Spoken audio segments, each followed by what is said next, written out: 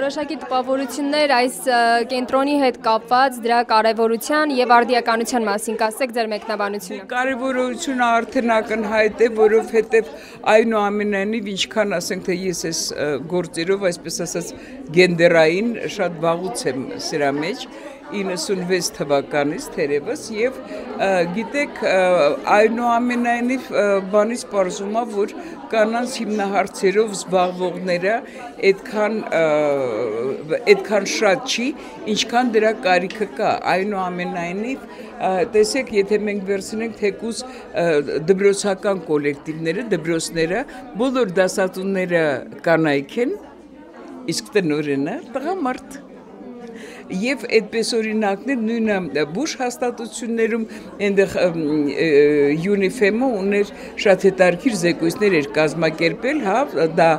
հետազոտություն էր արվել, երբ որ երևում էր, որ բնակավարում քանի տոկոս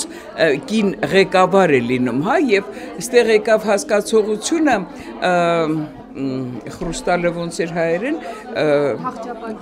հաղճապակու առաստաղ այսինքն կնոջը թվում է որ նա կարա բերել բարձրանա բայց նա չի կարող որտեվ կա այնուամենայնիվ արգելափակում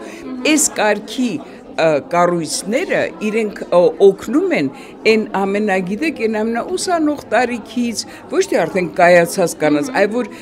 կինը կնոջ ձևավորումը առհասարակ մարդու ձևավորումը ինքը չի ավարտում 18 տարեկանում չէ նա ինչքան նա կուզենա այդքան էլ նա կզարգանա դրա համար այս կարգի կենտրոնները իրենք հենց դառնում են շատ հետաքրքիր միջոց, այո, դրթիչ ուժ, որ կինը զարգանա եւ վերջապես դառնա ժամանակակից։ Ես երբեմն կես կատակ, կես լուրջ ասում եմ, որ մենք Հյուգո Բոս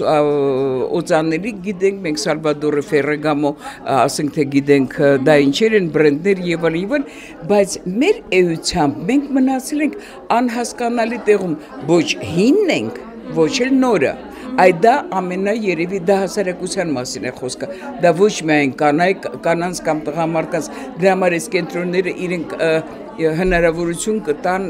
զարգացնելու այդ բանը, այդ բացը լրացնելու։